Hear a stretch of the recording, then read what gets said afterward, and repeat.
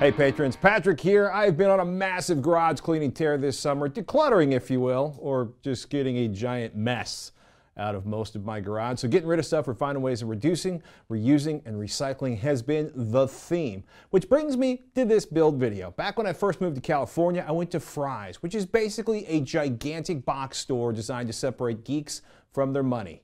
CPUs, motherboards, memory, zip ties, resistors, capacitors, walls of components, PCB etching kits, CDs, EEPROM programmers, everything Fluke's ever made, CDs, beef jerky, obscure sodas. Did I mention the whole idea is to take all of a geek's money when they run in to finish a project on a Sunday afternoon? And they had about 12 or 15 different models of benchtop power supplies. The one I bought could run from 0 to 60 volts, which I thought was unbelievably cool until a while later I figured out it could provide maybe an amp max. No wonder it was so affordable. It was useless for all but the most, well, power sipping, the least powerful. In any case, it didn't provide the amperage I needed in most situations. And while infinitely adjustable voltages are really cool, in reality, I use 2 voltages 90% of the time. 5 volts and 12 volts. I hold up fingers, but I don't have 12 fingers. Occasionally I do 3.5 volts for lithium-ion powered stuff. And I gotta be honest with you, twiddling the knob until it's right to where you want it gets really, really old. And in any case, the knob on that thing doesn't work anymore because that power supply had to run in with salty air and died. So I was puttering with a build a little while ago. I needed a new benchtop power supply. I had a garage full of about 800 pounds of electronic stuff, and I needed to run 5 volts to something that didn't have a USB port. So, okay, I hacked the USB cable for that one, and then I searched around for this. This is your basic 500 watt power supply that I'm not currently using in any of the 5 systems I currently have built. And I found this, the descriptively named Upgrade Industries 24-pin ATX fused computer power supply adapter screw jack breakout on the off switch by Upgrade Industries. Best Amazon name I've read in weeks. 20 bucks. There are kits out there that allow you to assemble all of these components, but to be perfectly honest with you, I have better things to do than solder together this particular kit and pay as much or more money for it. There's another really cool one out there from SeeedStudio, the ATX Breakout board bench power supply computer DIY maker open source bool, which is relatively tiny, and it uses a common ground for everything. But what I really love is that it uses little tiny 1.25 amp poly fuses that are built into the board, so it's like little tiny automatic circuit breakers with a reset on each power rail instead of fuses. Of course, that brings me into the whole like, gee, I wish my old power supply did more than an amp. But in any case, if you have tiny power consumption needs, that's a cool way to do it, and it costs $7 less. If I could just figure out where Amazon delivered it to or where the cats knocked it to on the porch, then I'd actually be able to build something with that. Now, did I mention the whole reduce, reuse, recycle thing? Along with that power supply unit, I grabbed a chunk of board, a roll of Velcro 1-wrap ties, 50 for $5, 100 for 10 bucks.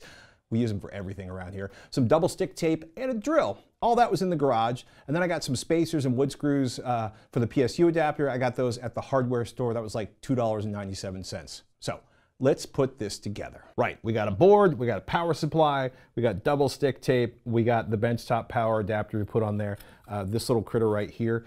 I'm gonna work kind of backwards, and I'm gonna leave some space in the top because I'm going to be super cool and drill a hole up here so I can hang it on a nail on my wall, because I like looking like I live in a barn in the 19th century in my garage. And the first thing I'm gonna do is mount the power supply on here. And you might say, hey, why don't you cut the back of the case off and take advantage of the screws and the ability to L-mount something into this just like they did in the original computer case? And I'm gonna say, you know, some days I just wanna use double stick tape and be done with it. And now that I've said that, of course, the double stick tape will probably fail like immediately in the first 5 minutes of use.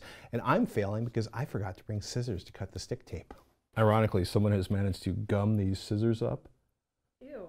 Which means I need to go find my 90% isopropyl alcohol and degum them.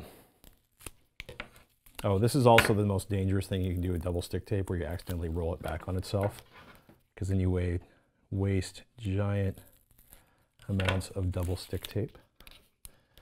I'm also going to use what professionals would probably call an excessive amount of this stuff, because I like things to not fall off. Cue the chorus of people going, but then you should screw it down to the board. You're probably right. But then you should screw it down to the board. Uh-huh. You should leave that down below in the comments. Also occurs to me, I no longer do much with double stick tape, so either this stuff's really sticky or I'm not nearly as good with this as I used to be. Or maybe I was never as good as I thought I was. I'd like to say Jay's going to kill me for getting his scissors sticky, but they were already a mess. My God, my scissors, they were so easy to use. I'm missing my pinky now. Oh, sorry, Jay. Hi, Jay. Sorry about your finger.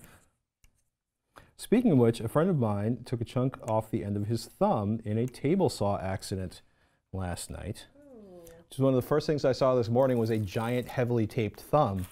And given that the man in question is a particularly talented ship's engineer, one would think he would, you know what, I'm not going to make fun of his accident because then I will, of course, light myself on fire or do something even dumber in the immediate future because Mark's the kind of guy that can will that stuff into happening. Okay, did it work? Yes! Power supply is mounted. You heard us mention before the fabulous Velcro duct tapes. Velcro duct tapes. The Velcro cable ties. The way they normally use them is you would like put them around the cable and run the cable through here. For example, all of our studio cables that we coil up, we have them run through like this. But since knowing me, I'll end up redoing this coil 32 times in the next couple days. I'm going to leave them loose.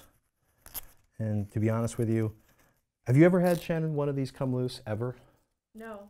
I mean, it's theoretically possible. None of them have come loose. Not yet. And I think we probably have 30 or 40 in this room alone. I have a bunch at home. And they're cheap. Did we mention they're cheap? Yeah. I have the same ones at home. Let's see. So I'm going to try to mount this in the center, which of course, did I mention how I'm going to have to undo this 3 or 4 times? Huh. Someday I'm going to do a project and it's going to be perfect on the first time. My heart will stop with excitement.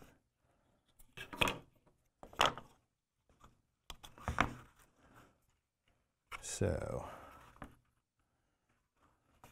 try to mount that right about here. Because I'm always terrified of tearing apart PCBs, I got washers for all of the screws. And the truth is PCBs are actually much tougher than you think they are. I mean, it's basically fiberglass and metal layered together. And if I can sail across the ocean in fiberglass, I can probably screw the fiberglass down to the board. But, you know, sometimes you want to distribute the force of the screw.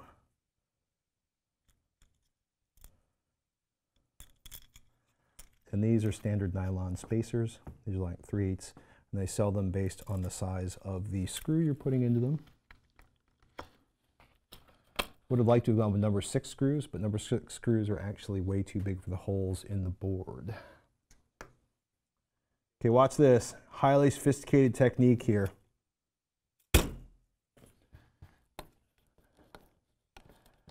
I were a better man or woman, I would have used a drill to drill a hole, but quite frankly,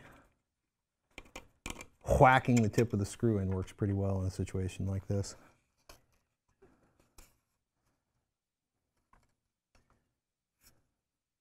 One of the funniest set of comments I ever got on YouTube was a full-on professional woodworking trainer who was like, "My God, you did!" And I'm like, I was taught how to build houses and work with wood mostly by a bunch of late 80s professional carpenters, and that's how everything did, like that's how they used table saws in the job site, which is also why I won't make fun of my friend who tried to sever his thumb off, because his woodworking habits are probably a lot better than mine.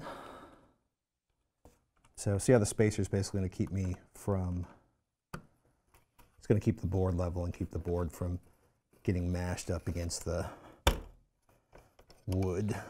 Not that anything would happen there. They do come with spacers with the kits, by the way. I just didn't want to use metal or plastic that this would normally screw into. Plus, you know, anytime you get to go to the hardware store is a good day.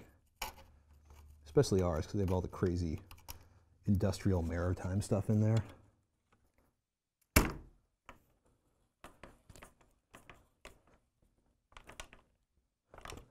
I really would have preferred screws with deeper threads, but these are all number 4, and that was the only thing they had. So, okay, so we got our board mounted on here, and the ATX power supply pins plug in there. You could, of course, always use zip ties on a project like this. But, you know, I figured I'd be redoing these 72 times, and at some point I feel guilty about wasting zip ties. Someday there may be a shortage of zip ties, but not in my garage. Well, that's like the one thing, like somebody's like, do you have enough zip ties? Nope. And, well, they saw one canister of zip ties, and I literally opened up a drawer, and the entire massive drawer was filled with lots and lots more zip ties. The dude's like, you have issues. I'm like, I've been to Baja. It's a thing. Okay, that works. So like every other power supply on the planet, you've got a, well, switch back here. Can you hear the fan? Cool. Let's check the voltage, kids.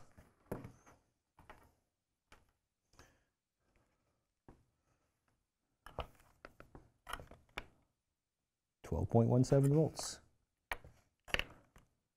5.11 volts.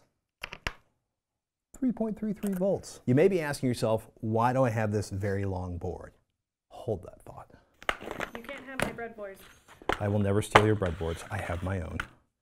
There are laws about stealing your coworkers' breadboards. Do you mind if I use a white wire instead of a black wire for the negative? What do you want? 5, 12, or 3.3 volts? I don't care. You're making this up with nothing. Why are you asking me to choose? I mock myself because I can. Yay. I just need to connect something to that. Yeah. Cool. But not right now. This is pretty easy. I didn't drill the hole in the top because, quite frankly, I don't want to vacuum out the studio, and I can do that at home. But this gives me a way to build stuff, or I can just mount a breadboard on here or use it for whatever I need to. Super, super simple, super, super easy. Something you might want to do is pick up some spare fuses, because if you're like me, you blow fuses at 3 in the morning, not at 3 in the afternoon when the hardware store is open. These are 250 volt GMA fast blow fuses. You might want to pick up some fuses of lower amperage value. If me and my reading glasses can actually read this correctly, these are like 10 amp fuses on here, which maybe reading glasses don't work at longer distances. That might be more amperage than you want to run inside of your system. And I'm going to take this home and get all excited about finishing up another build project. Hey, thank you, patrons. You make the show possible, and we are delighted to make TekThing for you.